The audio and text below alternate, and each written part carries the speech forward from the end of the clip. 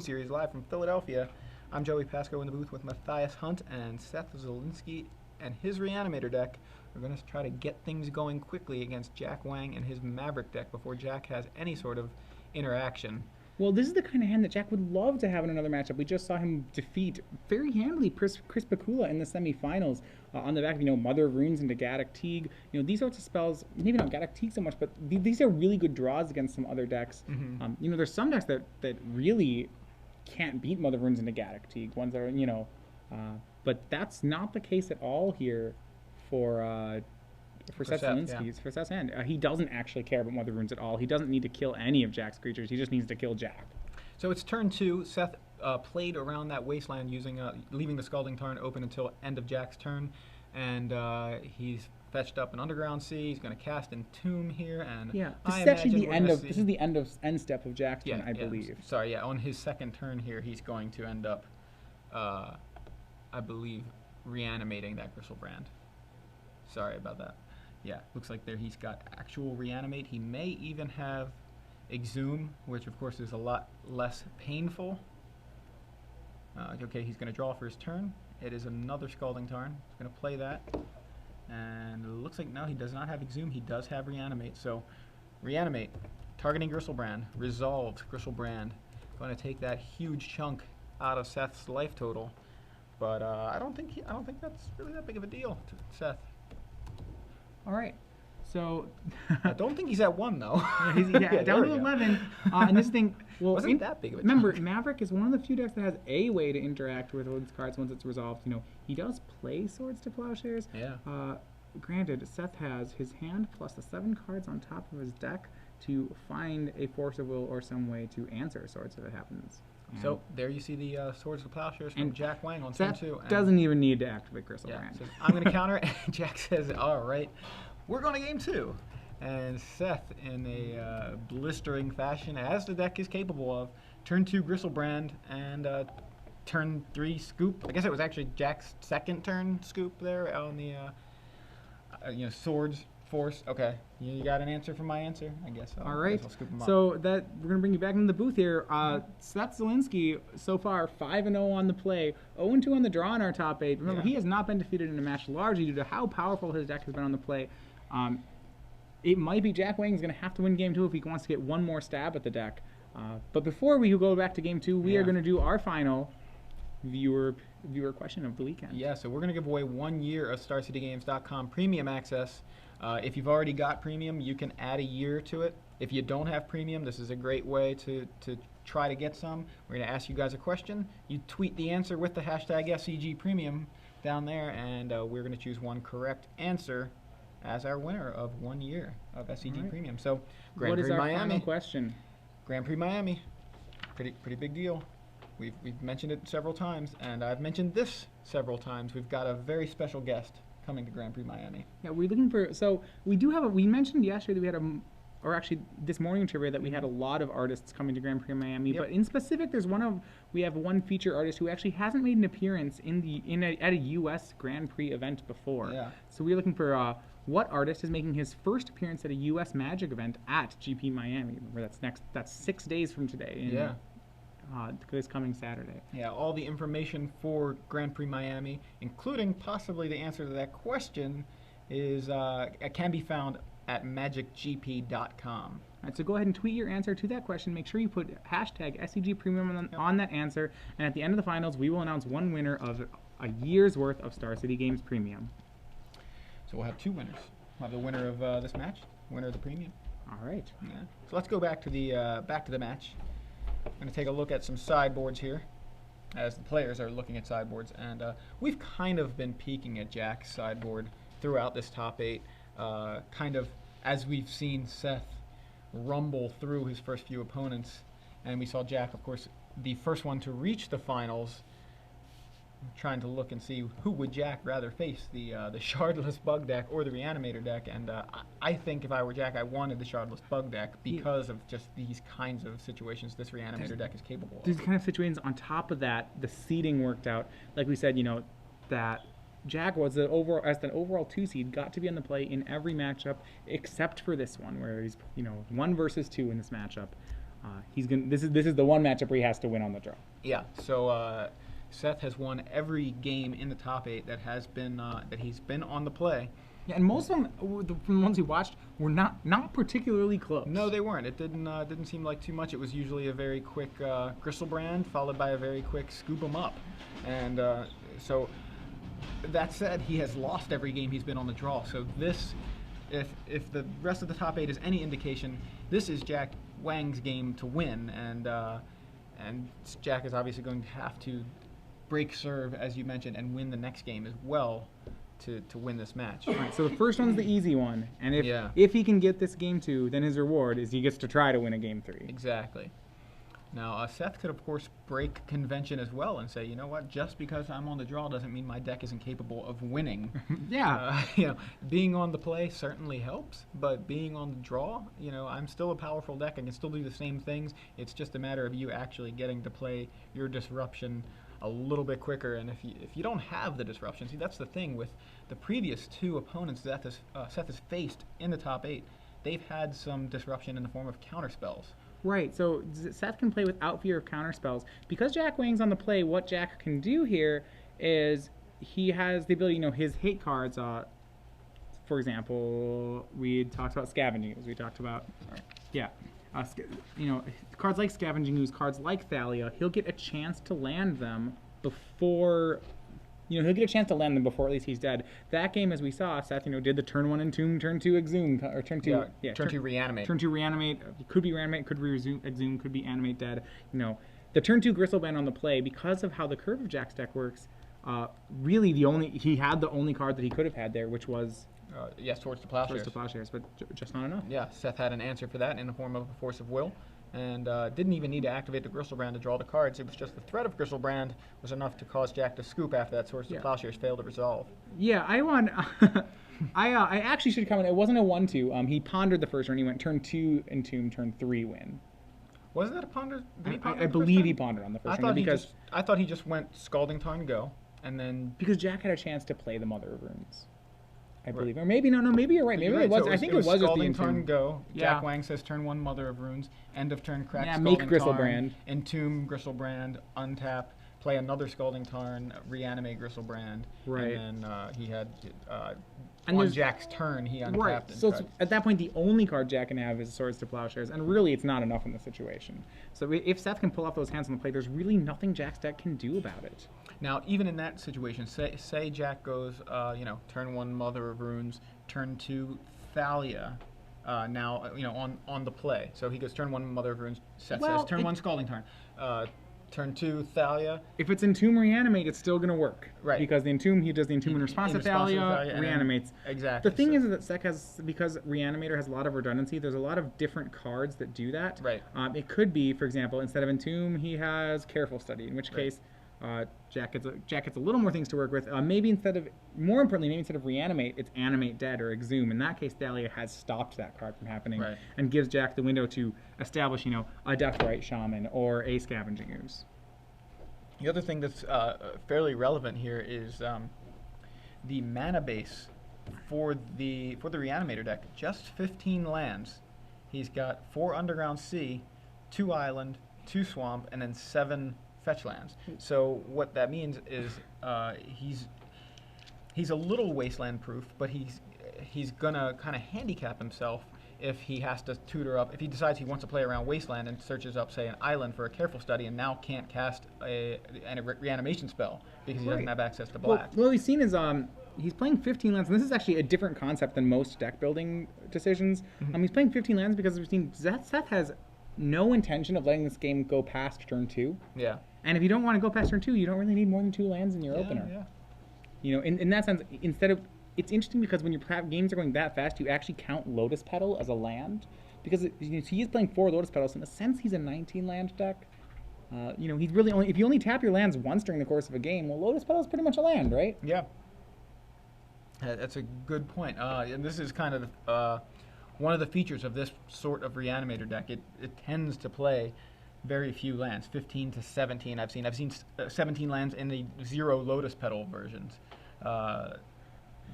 Versions that don't play even Dark Rituals. So I remember my first experience with this version of Reanimator. This is right after they'd printed a bunch of Praetors, and they'd printed, Gristlebrand, so some of the most really biggest, baddest creatures in the form in Magic.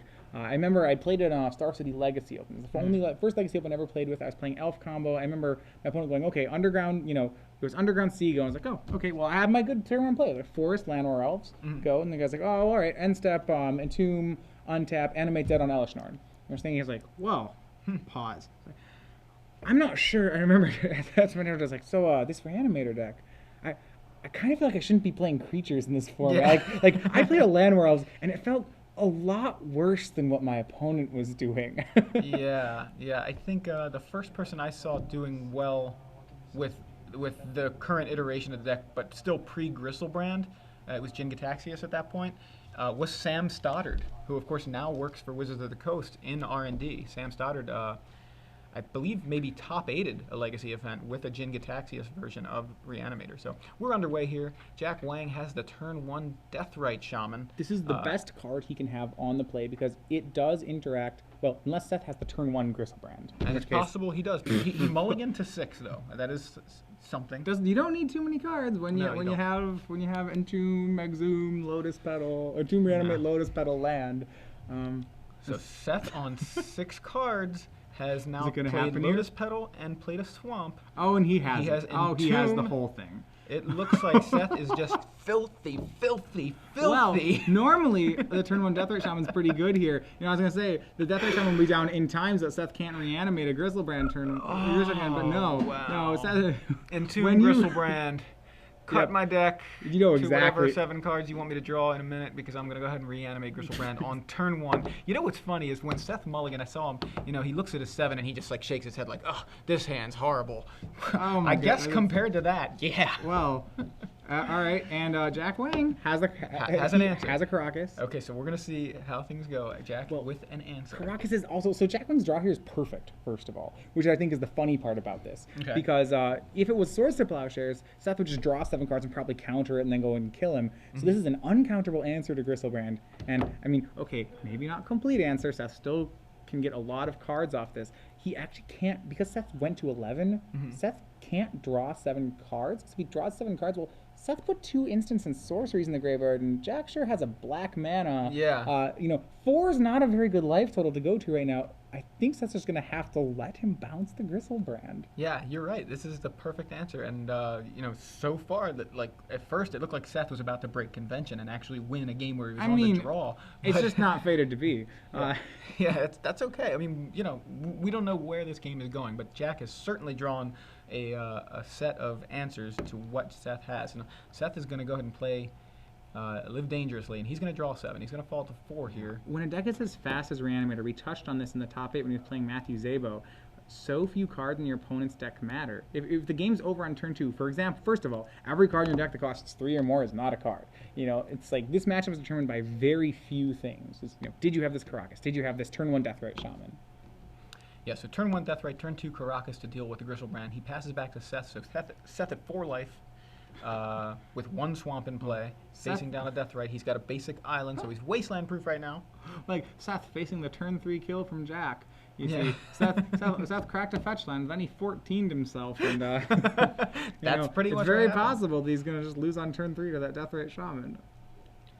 So he's going to try to mount some sort of defense. We saw he has Elishnorn in his hand. Yeah, and I was going to say, the card which he needs to be able to get here is Elishnorn, and he kind of needs to show and tell it into play off some Lotus Petals. There's some really not good ways he can do this. If he puts it in the graveyard, he buys himself a turn because the Deathrite will exile the Elishnorn, but it's not really what he wants to be doing with it. Deathrite into Caracas on the play is just a great hand for Maverick. On the draw, not enough, to be fair. So it looks like Seth, after resolving a Brainstorm, is going to cast Entomb. And so I'm curious to see what he's going for. Yeah, it's Tidespout Tyrant. So yeah, Tidespout Tyrant, a card from Dissension. So he's from Ravnica, but he's been in Ravnica Ravnica for a while. Yeah, he's been hanging out there. He's kind of a veteran. So it's interesting. In the day and age of creatures, mythic rares and creatures being better than they've ever been before, there is one creature from the olden days that has still managed to stay around. That's Tidespout Tyrant. It's a 5/5. Whenever you play any spell, you bounce apart. You have a boomerang. Yeah. because he plays this, it's kind of like an echoing truth. It's a catch-all for anything. And you see Jack says, I don't care about your type spell Tyrant. I'm just going to go ahead and remove something and then untap and kill you. So this Death Right's still in play. I'm going to use it. Yeah, exactly. I'm going to use it, and I'm going to untap, and I'm going to use it. So that's pretty much how it goes. So Jack Wang sticking with the script. Interestingly, winning the game that he is on the play, where Seth losing the game where he is on the draw, despite having a turn 1 Gristlebrand. But, I mean, yeah. Reanimator is quite the deck. So, Jack has earned himself the opportunity to try to win one of these on the draw. And, interestingly, when you're playing against Reanimator, so if you were to make a pie chart, I guess, of how the games with Reanimator are decided. Well, first of all, you'd say 20% is to mulligans. You know, did the Reanimator deck have it? And then another probably 20% is to matchups. You know, can the other deck even really do anything here? And then it's like 50% of it is sideboarding and mulliganing. And then I think like that last 10% sliver is, oh yeah, how did the game actually go? Right. You know, it's like once you both keep your once you both correctly sideboard and you both keep your 7s, it's almost just like you're letting the decks run. You know, you're putting the decks on autopilot. As we saw there was virtually no. I mean, Jack's decision was to play a land, cast Deathrite Shaman, play Caracas, tap it. Those are the only decisions he made in the entire game. Right. You know, and really, I don't think any of those decisions are even very debatable. But what he does do is, it was in the mulliganing, it was in the deck construction, it was in the sideboarding. Exactly, and it's interesting too because one way or another, that's one of the reasons it's kind of fun to watch these combo decks. Is a lot of times these matches are over very quickly. If the combo deck tries to go off and execute, if it succeeds, well, they win very quickly. If it fails, it fizzles, it's usually like, well, I'm out. Like, I don't really have much more to do. Seth there, you know, like, obviously Jack did actually kill him. It wasn't a scoop, exactly. But, you know, it was a situation where he kind of fizzled. You know, he did get the Gristlebrand into play. Jack was able to disrupt it, and, you know, things moved on. We're 20 minutes in, and this is counting, I believe, nearly 10 minutes before they even started playing game 1. Right. Yeah. It was before game 1. I think we started that counter. So, you know, it's been very quick match so far, and I imagine this game 3 will go just as quickly, whether or not it's Seth getting the Gristlebrand or the giant dude into play very quickly and keeping Jack from really being able to do anything, or if it's Jack keeping Seth's guys off the board with, you know, Swords of Plowshares or Caracas, or you know, keeping Deathrite or using Deathrite Shaman to keep them out of the graveyard and out of reach of the plethora of reanimation spells. What I find interesting here is that there are some cards that Jack has access to. He has stuff like cards like Bazooka Bug. What we haven't seen out of Seth Zulinski's deck yet is, remember, sometimes he doesn't always put the creatures into the graveyard using Entomb. Sometimes it is Careful Study, in which case he is a little more vulnerable to graveyard hate. Yeah, and but he does also have access to those 4 show and tells, 2 in the board and 2 in the main. So what the cards that Jack can put into play are much less threatening than the ones that Seth can. So show and tell would do pretty good work here as well. Still, even that said, I think show and tell, even if you were to show and tell Gristlebrand into play in that last game with Jack's combination of cards, it wasn't going to really pan out well for Seth either way. So, you know, even drawing 7 and not having taken a ton from the Gristlebrand. Yeah, exactly. There aren't too many options available to him. So, and then this is, you know, we said the first part, deck construction. That, you know, that sliver of the pie is already done. The next one is going to be mulliganing decisions. Yeah. So it looks like we're at that phase of the game, mulliganing, and both players keep their 7, and we're underway. Game 3 of the finals of the StarCityGames.com Legacy Open Series. Coming to you guys from Philadelphia, I'm Joey Pasco in the booth with Matthias Hunt, and Seth Zulinski on the play is going to have a turn 1 Ponder, and Ponder, he doesn't like what he sees. He's going to shuffle and draw a random card. So Seth and his Reanimator deck have rumbled through opponents when Seth has been on the play so far in this top 8. Jack Wang, keeping to the script, wins the game where he is on the play there in game 2. So we're all tied up. So first you think, you know, Ponder's a pretty weak opening from Seth Zulinski, except you see the rest of his hand. Okay, see Lotus Petal, Reanimate, Force of Will, Force of Will. You're like, oh gosh, there is 1 Entomb from this being a Gristlebrand. Yeah, look, I think that top card is an Inkwell Leviathan, And Jack Right. leading on the turn 1 Deathrite Shaman again. That's a good opener. He does not have the Karakas that I can see this time. Seth decides not to force a will there. What he needed was a second, I believe, was a second black mana source. And he's going to Pithing Needle. And I imagine he names Deathrite Shaman. I mean, it's got to be Deathrite Shaman. That card's pretty hard for him to beat right now. Jack has a Thoughtseize in his hand, and I believe we're going to see it here. And, well, the Deathrite Shaman's going to go ahead and turn sideways. Yeah, I mean, he's a 1/2. He does damage when he attacks. And this is probably the most interactive game we've seen so far. And Jack, really, remember we said the cards that mattered were the Deathrite Shaman, the Scavenging Ooze, Thalia, and maybe even Gaddock Teague. Right. Thoughtseize as well can help disrupt things, and Jack does have access to it. So Seth now plays Lotus Petal and taps the the island land for Lotus Petal. For Lotus Petal. And this is actually looking pretty good for Jack Wang here. He does have the Thoughtseize. He has somewhat of a clock he's building up. Yeah, he's going to attack for 3 here with the Thalia and the Deathrite Shaman. Well, the clock's going to continue to get quicker because, he's just going to play a creature every turn.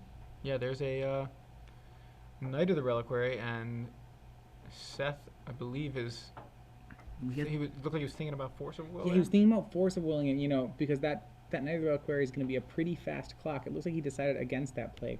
The danger of not doing the Force of Will play is Jack may not use the Knight of the Reliquary to attack. He may use it to get himself a black mana source and to Thoughtseize Seth Zulinski. So land from Seth and go. So this is one of those games that it looks like it's shifting into Jack's favor as more and more lands are placed on the battlefield. Human is the creature type named for that Cavern of Souls. He does have a Bayou now, and he is going to cast a Thoughtseize, paying an extra 1 because of that Thalia. The fact that he drew the black mana source, he actually has double Thoughtseize in his hand. He's going to be able to Thoughtseize twice this turn with the help of Knight of the Reliquary. It'll be very helpful to him because if he's, right now he knows that Seth has a card worth protecting. Jack's going to probably take another one. Yeah, so Force of Will, removing Force of Will, deals with that first Thoughtseize. Yeah. And, you see Knight of the Reliquary is going to go ahead and sacrifice that forest after adding a single mana, floating, and he's going to find, looks like a Windswept Heath, which he's going to immediately crack, and find a black source, which he's going to be able to use to cast that Thoughtseize along with that floating mana. Yeah, what it looks like happened here was that Seth Zulinski kept a hand that was one type of card short of having the full combo, and it looks like he's really paying the price for it. Jack was able to get his engine running and enough disruption. We see Inkwell Leviathan, reanimate Force of Will. Seth offering Inkwell Leviathan. Look at that, he almost took it.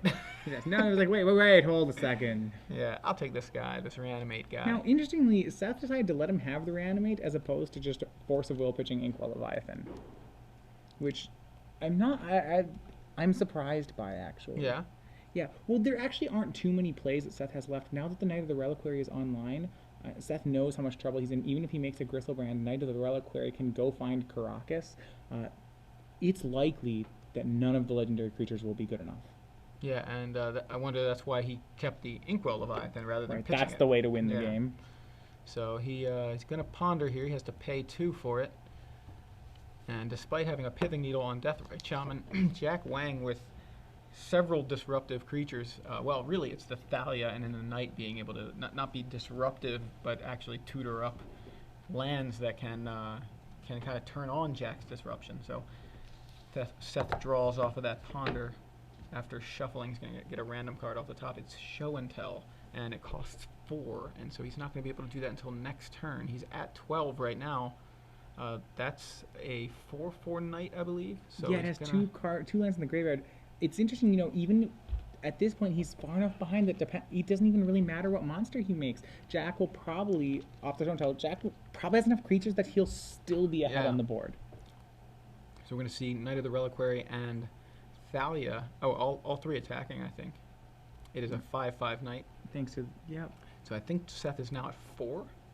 Yeah, he attacked with the Deathrite Shaman instead of, he first thought he was going to hold it back so that he could deal extra damage by exiling a card. I think instead he realized that he'd rather just be using Well, he couldn't because Pithing Needle. All right, Pithing Needle's on Deathrite Shaman. So yeah, he thought about it and realized, wait, I can't use the card.